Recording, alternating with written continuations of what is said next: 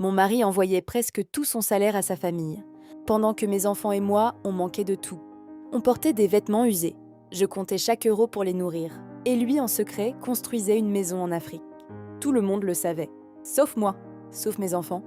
Et quand je l'ai confronté, il m'a répondu « Cette maison, c'est pour vous. Alors dites-moi, comment une maison peut être pour nous, pendant qu'ici, nous, on souffrait? Est-ce que j'ai eu tort de divorcer de mon mari? Je m'appelle Aminata. J'ai connu Ousmane au pays. À l'époque, nous n'étions pas riches, mais nous avions des rêves. On s'aimait simplement.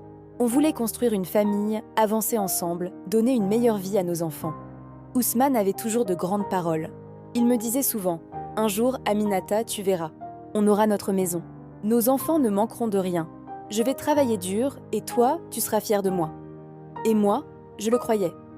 Je croyais en lui comme on croit à une prière. Je voyais en lui un homme courageux, ambitieux, capable de construire quelque chose de grand. Au début, notre vie au pays n'était pas mauvaise. On ne roulait pas sur l'or, mais on vivait dignement. Lui faisait de petits commerces, travaillait parfois sur des chantiers, se débrouillait comme il pouvait. Moi, j'aimais les enfants.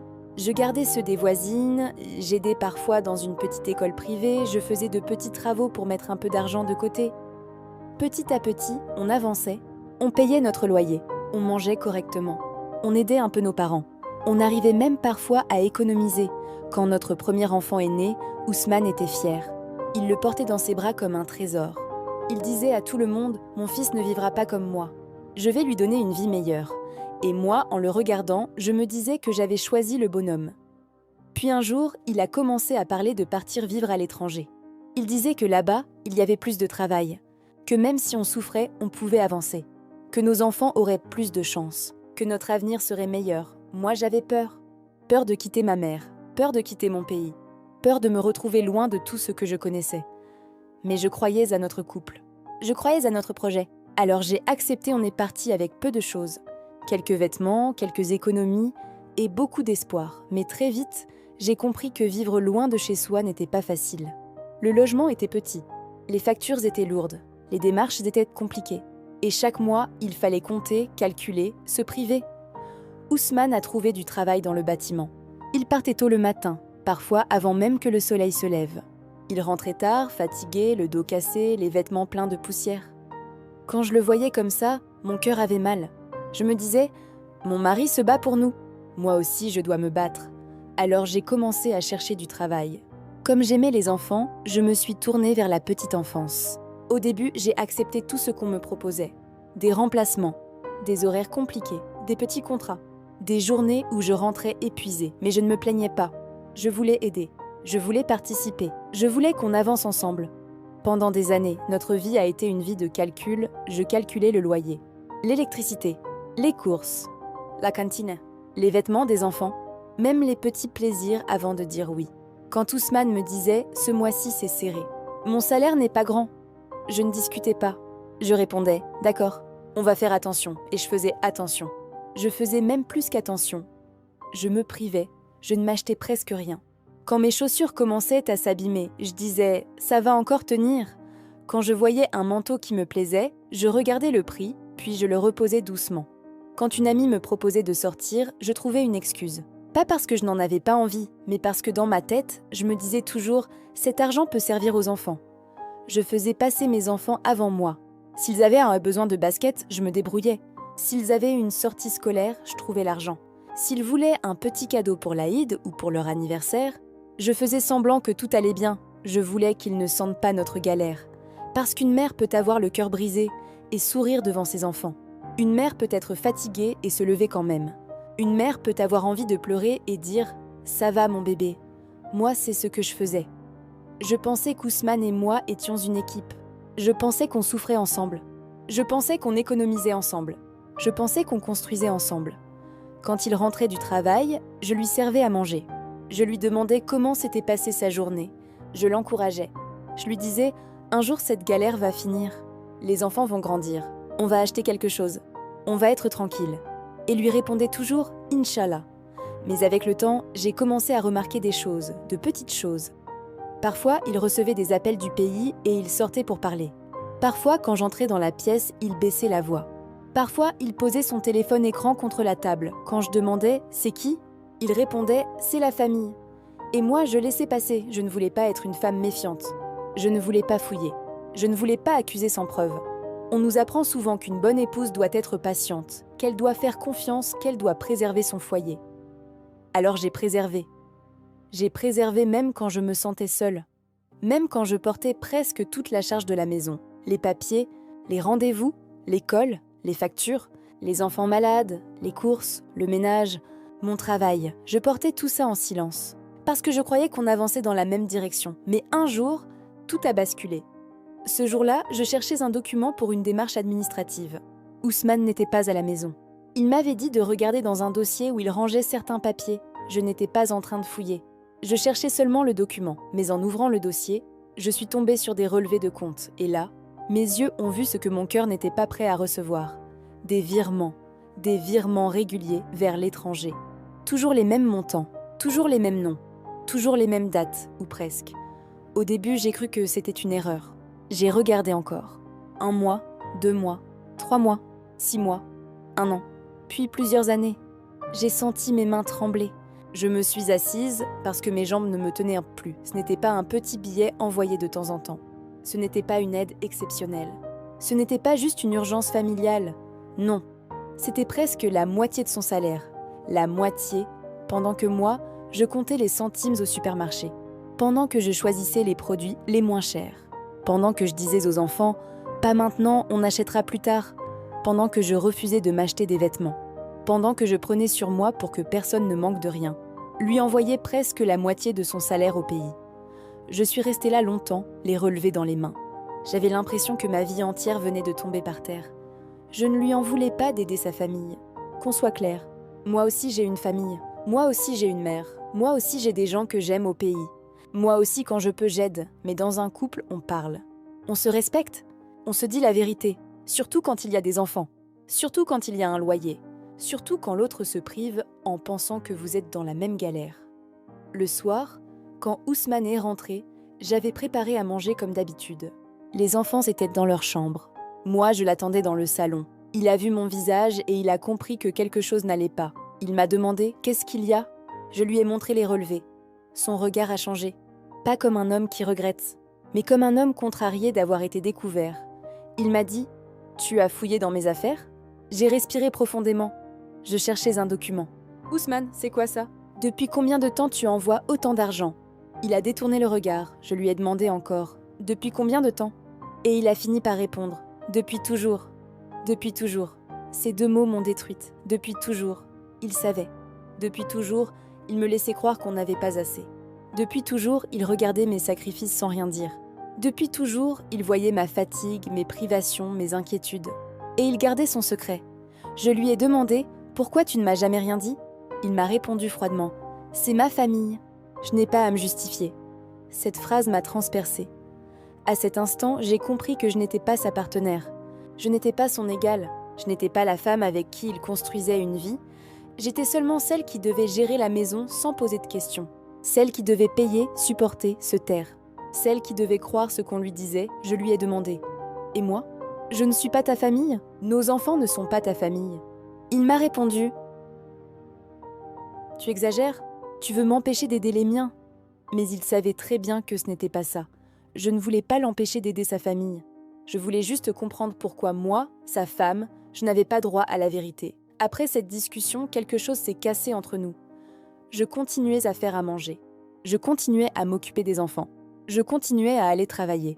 Mais à l'intérieur, je n'étais plus la même. La confiance avait quitté notre maison. Je le regardais et je me demandais « Qu'est-ce qu'il me cache encore ?» Et malheureusement, je n'avais pas encore tout découvert. Quelques semaines plus tard, une cousine du pays m'a appelée. Elle parlait normalement, comme si je savais tout. À un moment, elle m'a dit « En tout cas, votre maison avance bien là-bas. Ousmane fait les choses en grand. » J'ai senti mon cœur s'arrêter. Je lui ai demandé « Quelle maison ?» Elle s'est tue. J'ai répété « Quelle maison ?» Elle a essayé de changer de sujet, mais c'était trop tard. Mon cœur avait déjà compris. Petit à petit, la vérité est sortie. Ousmane ne faisait pas seulement des virements à sa famille.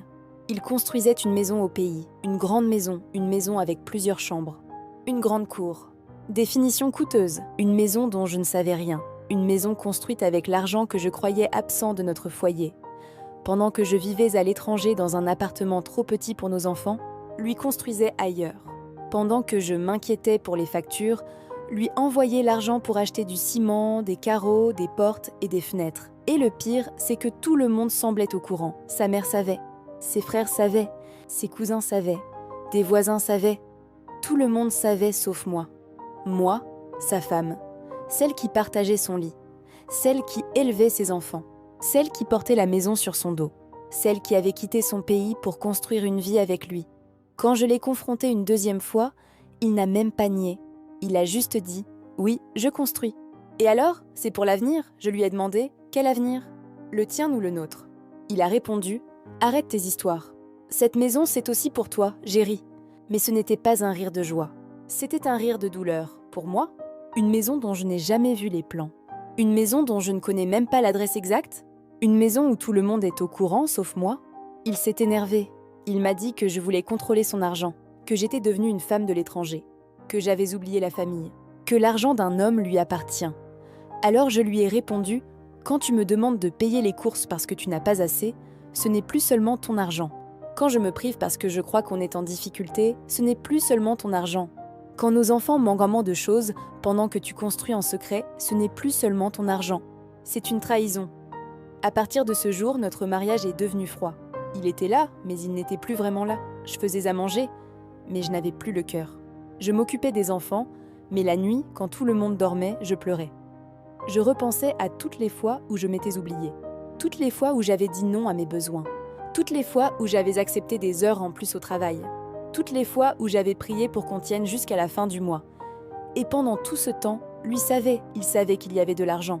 Il savait où cet argent partait. Il savait ce qu'il construisait. Mais il m'a laissé croire que nous étions dans une grande difficulté. Ça, je n'arrivais pas à l'accepter. Quand j'ai commencé à parler de séparation, il ne m'a pas prise au sérieux. Il disait « Tu ne vas pas casser ton foyer pour ça. » Pour ça. Comme si ma douleur était petite. Comme si le mensonge était un détail. Comme si des années de trahison pouvaient se régler avec une phrase. Puis sa famille a commencé à m'appeler. Sa mère m'a dit « Ma fille, il aide sa famille. » Où est le problème ? J'ai répondu « Maman, aider sa famille n'est pas le problème. Le problème, c'est mentir à sa femme. » Elle m'a dit « Une femme doit soutenir son mari. » J'ai répondu « Et un mari doit respecter sa femme. » Ses frères ont dit que j'étais égoïste, que je voulais couper Ousmane de ses racines, que les femmes qui vivent à l'étranger changent, que je voulais garder l'argent pour moi. Mais personne ne m'a demandé comment j'avais vécu. Personne ne m'a demandé combien de fois j'avais pleuré. Personne ne m'a demandé comment je faisais pour nourrir les enfants. Personne ne m'a demandé ce que ça faisait d'être la seule à ne pas connaître la vérité de son propre mariage. Même dans ma propre famille, certaines personnes m'ont dit « Réfléchis bien. Un divorce, ce n'est pas rien, je le savais. Je savais qu'un divorce, ce n'est pas rien. Je savais que ce serait difficile. Je savais que les gens allaient y parler. Mais rester aussi, c'était difficile. Rester, c'était me réveiller chaque matin à côté d'un homme en qui je ne croyais plus. Rester, c'était apprendre à mes enfants qu'une femme doit tout accepter pour sauver les apparences. Rester, c'était mourir doucement dans une maison où mon cœur n'avait plus de paix. Alors un jour, j'ai arrêté de me demander ce que les gens allaient dire. J'ai commencé à me demander ce que moi, je pouvais encore supporter. Et la réponse était claire. Je ne pouvais plus. Mais cette fois, je n'ai pas seulement pleuré. Je n'ai pas seulement dit « Je veux divorcer ». Non. Cette fois, j'ai décidé de me défendre, parce que pendant des années, j'avais payé, j'avais économisé, j'avais porté la maison sur mon dos, j'avais fait passer mes enfants avant moi, et pendant ce temps, lui cachait une partie de son argent, envoyait des sommes en secret, et construisait ailleurs, alors j'ai gardé les preuves. Les relevés, les dates, les montants, les virements, tout ce que j'avais trouvé, j'ai demandé conseil. Je voulais connaître mes droits, pas par vengeance, pas par méchanceté, mais parce que mes enfants avaient aussi des droits. Et moi aussi j'avais droit au respect. Quand Ousmane a compris que je ne voulais pas partir en silence, il a changé de visage, il pensait que j'allais pleurer, avoir peur du regard des gens, puis reculer. Mais cette fois, il ne me connaissait plus. Je lui ai dit calmement « Tu as caché l'argent pendant des années. Tu as construit derrière mon dos. Maintenant, tout va être clair. » Il m'a regardé avec colère. « Tu veux me détruire ?» Je lui ai répondu « Non, Ousmane. Je veux simplement que la vérité soit contée. Quand les démarches ont commencé, il a essayé de minimiser. Il disait que ce n'était pas beaucoup, que c'était seulement de l'aide familiale, que je dramatisais, mais les papiers parlaient à sa place. Les virements étaient là, les montants étaient là, les dates étaient là, et la maison au pays aussi. Cette maison qu'il appelait « notre avenir », mais dont je ne connaissais ni les plans, ni le budget, ni les décisions. Petit à petit, les choses sont devenues claires. Il ne pouvait plus faire comme si tout cela n'existait pas. Il ne pouvait plus dire « c'est mon argent, je n'ai pas à me justifier ». Parce qu'un mariage, ce n'est pas seulement partager un toit, c'est aussi partager des responsabilités. J'ai demandé une pension alimentaire pour mes enfants, parce qu'ils n'avaient pas à payer le prix de ces mensonges. J'ai demandé que leurs besoins soient respectés, leur nourriture, leur école, leurs vêtements, leur avenir, et j'ai demandé que ce qui avait été caché soit pris en compte, l'argent, les biens, la maison construite en secret, tout ce qui avait été préparé pendant que moi, je croyais qu'on survivait difficilement. La procédure n'a pas été facile. Il y a eu des tensions, des appels, des reproches. Des gens disaient encore « laisse tomber ». Ce sont des histoires de couple. Mais non, ce n'était pas seulement une histoire de couple. C'était l'histoire d'une femme qu'on avait laissée se priver pendant qu'on cachait la vérité. C'était l'histoire d'enfants qui avaient grandi dans les restrictions pendant que leur père construisait ailleurs. Alors j'ai tenu bon. J'ai arrêté d'avoir honte. J'ai arrêté de me justifier devant ceux qui ne voulaient pas comprendre. Et petit à petit, la vérité a pris sa place. Ousmane a dû assumer. Il a dû contribuer correctement pour ses enfants. Il a dû comprendre que l'argent caché et la maison construite en secret ne pouvaient pas disparaître comme si je n'avais jamais existé. Moi, je n'ai pas gagné par vengeance. J'ai gagné parce que mes enfants ont été protégés. J'ai gagné parce que mes années de sacrifice ont enfin été reconnues. J'ai gagné parce que je suis partie sans baisser la tête. Après tout ça, je ne suis pas devenue riche, mais je suis devenue libre. Libre de ne plus compter les mensonges. Libre de ne plus mendier la vérité. Libre de reconstruire ma vie avec mes enfants sans me sentir étrangère dans ma propre maison. Un soir, ma fille m'a vue assise à la table, en train de ranger les papiers. Elle m'a demandé « Maman, ça va ?» Je lui ai souri et je lui ai répondu « Oui, ma chérie, ça va ». Et cette fois, ce n'était pas seulement parce que j'avais retrouvé la paix, c'était parce que j'avais aussi retrouvé ma justice.